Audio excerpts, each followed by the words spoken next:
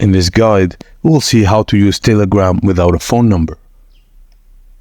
Begin by launching the Telegram app on your device, and then click on Start Messaging to get beginning the registration process.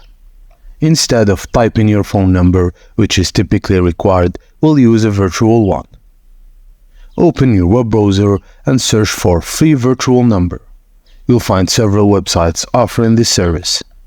Explore the options and select a provider. For example, click on one of the listed websites.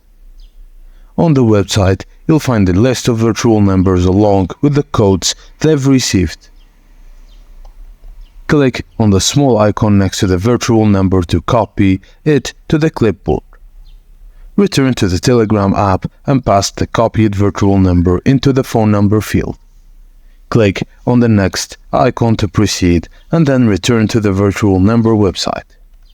Refresh the page on the virtual number to view the Telegram verification code.